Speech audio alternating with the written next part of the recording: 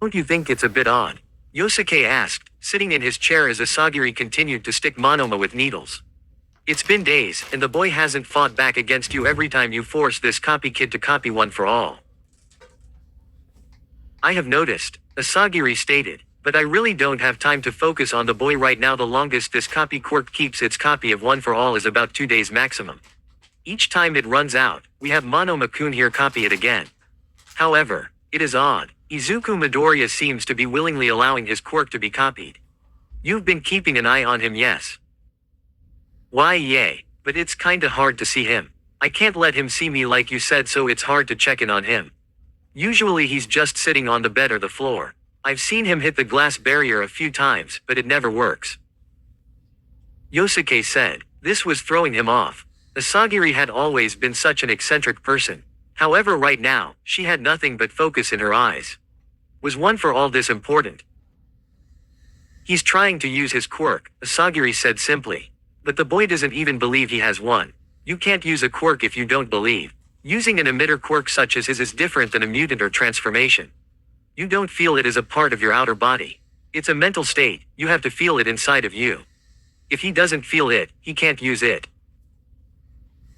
Don't you think it's possible he will learn to use it? Yosuke asked. Asagiri continued to work, not turning back to the burly man. If he does, it's up to you to deal with it. I don't have time to babysit both of these students. If he figures it out, it's on you. I've got to figure out how to get one for all out of the copy quirk. He repeatedly broke his arms from before when he first got it. I'm sure if he tried again, he would destroy his body again. Asagiri said, now at her computer once again. With a subconscious hit of a button, one of the computer screens turned on. Yosuke stared at the screen Asagiri had turned on, now showing what seemed to be a battle between Izuku and that red and white-haired kid Yosuke fought on the mountain. They were in an arena, Izuku jumping forward with broken legs and a broken arm as flames built up between the red and white-haired kid. Cement filled between them as the two collided, the impact destroying the stadium. This is a battle Ua aired from when Izuku Midoriya didn't have proper control, Asagiri said, focused on another screen with schematics of Monoma. Midoriya must have just recently gotten the quirk with how little control he had. With his current state of mind, he shouldn't remember how to control it, so he's got a maximum of 4 good hits out before every limb on his body is broken. As long as one for all doesn't take over like before, we can handle him. If you say so. But that kid, something's weird about him. He was always crying before, but now, if anything, he seems to be just sleeping around all day. Yosuke said. Asagiri shrugged. Unfortunately, with the liberation and the heroes preparing to go at it, I don't have a lot of free time to investigate Midoriya. Thankfully though, I'm close. I just need one more copy. Quote. Izuku sat on his bed, his legs crisscrossed as sweat fell down his face. How many days had it been? What time was it? This cell, where only light came from the computer screen on the other side of the glass, was suffocating. Don't cry, don't cry. He had to focus, focus. Suddenly, the dull headache that was swimming around his head grew. Izuku opened his eyes and looked up. There Asagiri stood, with a skeletal Monoma in hand by the collar. The red-haired doctor put a finger to the boy's temple as she enhanced his quirk. She took Monoma's hand and put it to Izuku's forehead. Asagiri turned to exit the glass-locked door of the cell, however she stopped before fully exiting.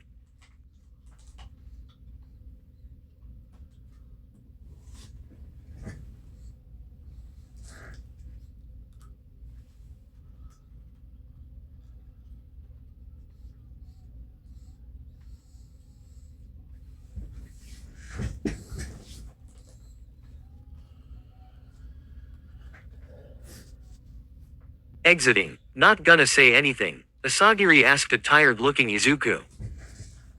Just gonna keep letting this happen. You had much more bark the last few times. Izuku didn't say a word. Asagiri shrugged. I know I'm in a rush, but you really are taking the fun out of this, Asagiri said as she left, locking the glass cell door behind her. Izuku closed his eyes again, listening to the sound of her footsteps. The quieter her footsteps got, the less painful the headache became. Izuku had believed one for all was a simple strength quirk, however something had changed. Ever since Monoma had copied his quirk, he could feel it. The power of multiple entities inside of him, as if reacting to being copied. It was there, the one for all power. Izuku believed. Yes, he truly did have a quirk. No matter how he got it, if he had just manifested it, or if he had always had it didn't matter. It was here now. Izuku could save them. No more crying. Be the hero he always wanted. Monoma said that he had lost a lot of his memories. That may be true. His mind remembered nothing. But his body, he felt it, his muscles. His body, his reactions, they all remembered. Izuku had a plan. The further away Asagiri got, the smaller his headache became. The larger it got, the closer she was. The footsteps. Use the footsteps and the headache to measure. He had been counting the footsteps every time Asagiri left, using the headache as a means of timing. The moment the headache stopped adjusting and stayed at a consistent pain is when she stopped moving. 86 steps. There was something else in Izuku's body. Another quirk. Something that helped him pinpoint and focus in. She was at least 3 floors above. Where she was, Monoma was. These have to be other quirks, Izuku thought to himself.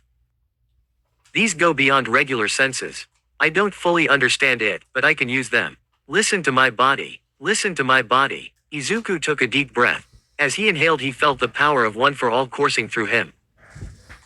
He had felt it for days now. His arm hurt if he released too much power.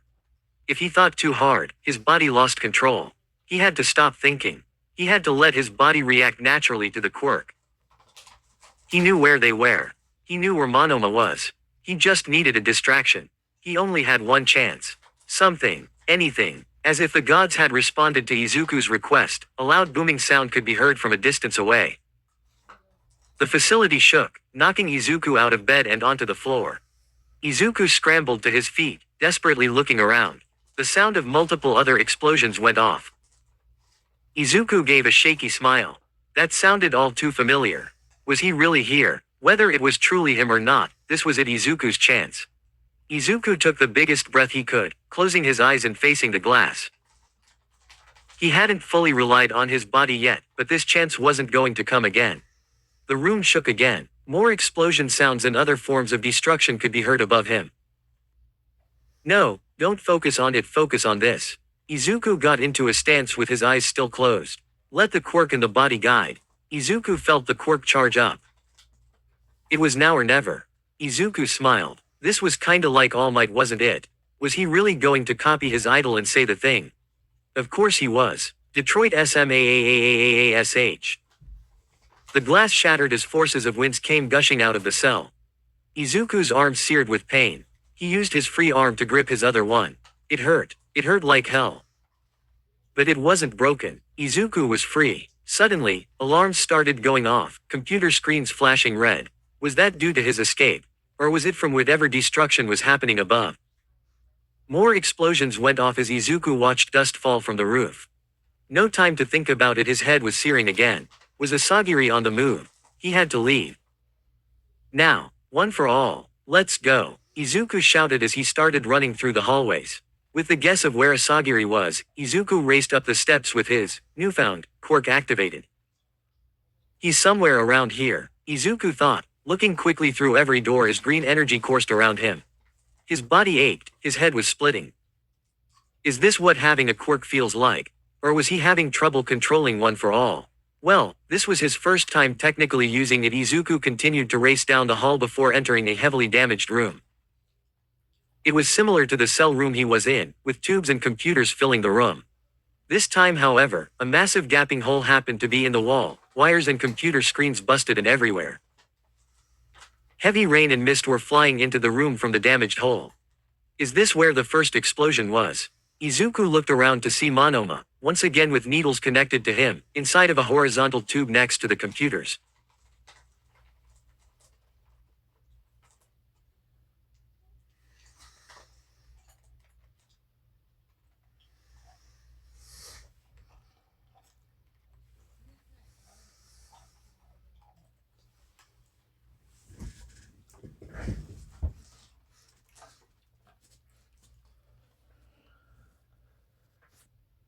Monoma-kun. Izuku shouted. Computers. Monoma-kun. Izuku shouted. Izuku ran over to the tube, One for All coursing through his body even more this time. Izuku formed an X shape with his arms. Texas SMAAAA. Locks to the chamber came undone. Izuku quickly unhooked Monoma from the machine before picking him up out of it. Midoriya. Monoma asked weakly. Do you have your memory back? Not at all, but I can somewhat use the quirk you were talking about. Thanks a lot, Izuku said with a shaky smile, trying not to let the tears fall. Monoma looked so hurt, blood dripping from all the needle wounds, skinny from the dehydration and the experiments. Now wasn't the time to cry. Midoriya. She succeeded. I think. She has a jar with the copied one for all in it. We have to stop her. Bakugo and Uraraka, they were here with a few others. They're fighting. Monoma tried to explain, collapsing as he talked more and more. Monoma-kun, stop talking. We have to get you out of here first. You need medical help. Izuku said, however his mind was racing. That name, Uraraka, it was so familiar. And Bakugo, so he was here. I really need my memories back. Izuku thought to himself as he put Monoma on his back. The building shook yet again as more explosions could be heard. Is the copy of One for All here? Izuku asked quickly. Monoma shook his head. They are fighting over it. Izuku gritted his teeth. He had to go. He would just have to come back for the One for All copy. He didn't fully understand what One for All was completely yet. But he could piece together at least this. Villains should not have it no matter what. Izuku ran to the edge of the gaping hole in the wall. Izuku's legs started to shake. They were really high up. Was his quirk strong enough to land without breaking his legs from this high? Was he really getting scared now? As soon as Midoriya was about to back up, however, he saw someone flying around out the corner of his eye. He turned to see what seemed to be a girl. It was dark and misty, rain falling out of the night sky. He couldn't make her out too well. She had a coat on, with red arm bracers and beautiful brown hair. Beautiful. Izuku shook his head, trying to erase the seemingly random thought from his mind as he watched the girl seemingly kick the air, shooting right back towards the ground. A collision could be heard as the girl seemingly impacted something. He needed to come back and help them. Where to go though? Monoma said they were from Ua High School. If that was the case, then that's where they were headed. With sudden confidence, Izuku coursed One for All through his body again. He couldn't help but feel this was only a small fraction of the power this quirk had. What was this, like 5%? With that thought in mind, Izuku jumped away, Monoma on his back. Izuku looked back as he jumped through the sky at the explosions getting smaller behind him. He needed to come back. He would come back.